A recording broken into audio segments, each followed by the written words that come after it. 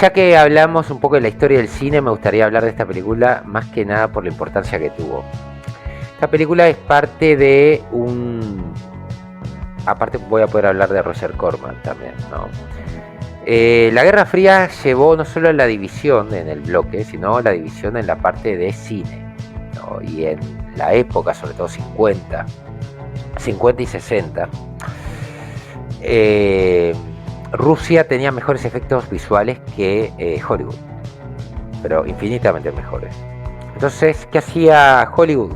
Compraba los metrajes, o sea, los derechos, agarraba esas películas, las cortaba o las robaba, ¿no? Yo quiero pensar que no creo que las comprara, para mí se las robaban, pero bueno, ellos dicen que las compraban.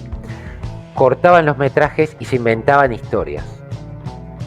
Y después metían esos metrajes de películas rusas. Y como las películas rusas estaban baneadas en Estados Unidos, entonces, claro, tenían los efectos ya hechos, que era lo más caro, y después el resto era agregar escenas.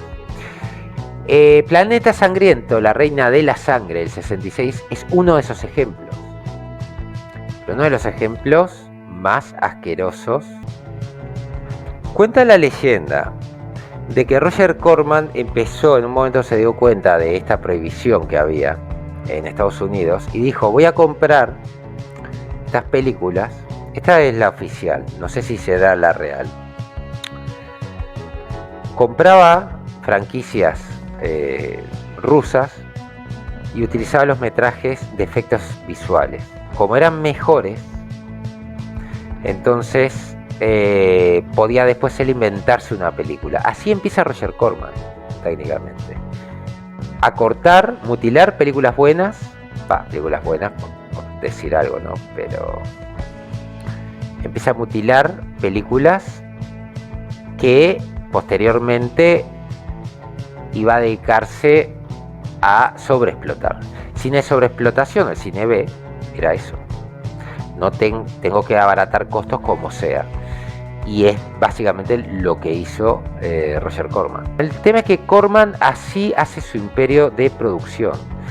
Y es por eso que es tan respetado, porque es un tipo que lo que te puede hacer es una película con 3 pesos en muy poco tiempo.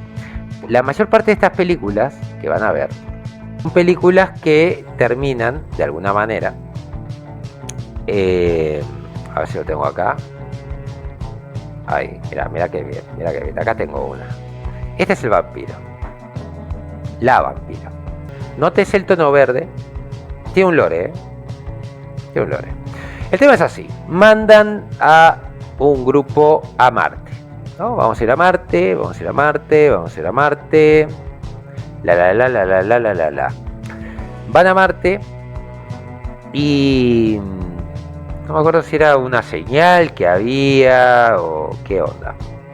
Llega la nave a Marte y tiene un problema, entonces son 2 astronautas y una mujer, que es científica, creo que es científica. Estoy hablando de años 63, No. El tema es que, claro, el marido no pudo ir en esa primera partida. Y le dice, bueno, no te preocupes que después voy a ir. O sea, seguramente después me llamen y me digan, che, mira, voy en la siguiente nave. Así de inocentes eran en los 60. De hecho, hay libros de cómo se imaginaban la vida en los 2000 y nada que ver.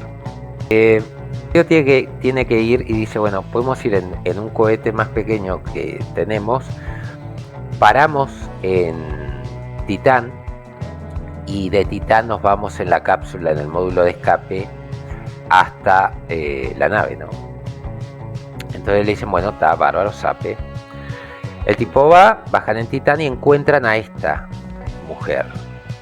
Esta mujer se desmaya y el problema es que el módulo de escape tiene solo lugar para 2 personas. Entonces lo echan a la suerte con su compañero y el compañero le dice, bueno, anda vos con tu esposa y lleva a esta mujer, ¿no? Bajan, cae en Marte y luego tienen que volver a la Tierra porque es digamos el primer la primer vida alienígena que se encuentra en la humanidad. Entonces le dice, no, tráela, venite. descubren de que es como una planta que hace fotosíntesis, pero no solo hace fotosíntesis, sino que solo se alimenta de sangre y es hemofílica. Guarden ese dato es crucial. No solamente te va a chupar la sangre, te chupa la sangre totalmente, sino que te hipnotiza con los ojos, ¿no? No sé si tengo un poco el traje. Acá tienen un poco, ¿no? El equipo. Este es el equipo, el A-Team, ¿no? Nunca habla. Puedo decir que de esta película me gustó tanto la parte, digamos, de naves espaciales. Me gustó, realmente me gustó. Me gustó más una película rusa que vi, que eso va a ser para otro día. Pero me gustó mucho los interiores, los trajes, cómo se manejaban. Me gusta mucho esa inocencia de que la ciencia sabe todo. La ciencia es el padre de todo y no podés decirle que no a la ciencia. Porque pensaba que inocentes que eran en esa época, ¿no? Si hubiesen visto después lo que la ciencia te podía decir. O sea, la ciencia es la base y está bien, pero no ese fanatismo hacia la ciencia, ¿no? Y esta película trata un poco de eso. El esposo de la protagonista permanentemente está diciendo de que es un error dejarla viva.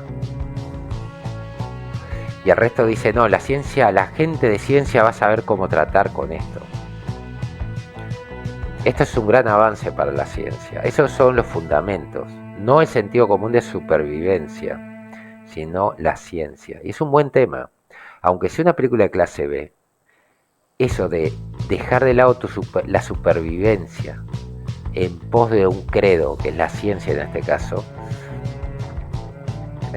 digamos, lo podés reconocer en distintas cosas, ¿no?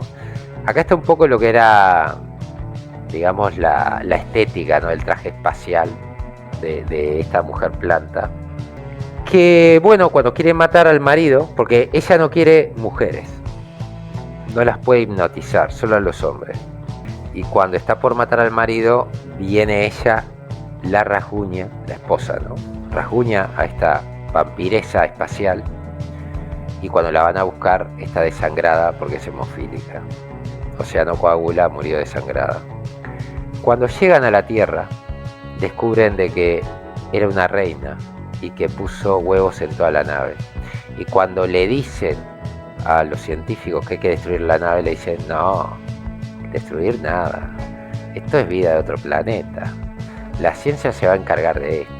No te preocupes vos que papá ciencia ¿Qué puede pasar? Y ahí termina. Se devela de que esta reina la habían mandado para ampliar, digamos, el dominio, y era la manera que tenían de poder llegar a distintos planetas y poder invadirlos. Y la gente de la ciencia había decidido criar a estas crías. Estoy hablando toda la nave llena de huevos, como si fuera un mosquito. Vieron que la hembra es la que pica y la que saca sangre, porque hacen hemofagia. Hemofagia creo que es. O sea, los huevos del mosquito se alimentan de sangre. La sangre es para los huevos, básicamente. Que bueno, con esta hermosa historia, y espero que estén todos contentos con esta hermosa historia que les acabo de contar, terminamos.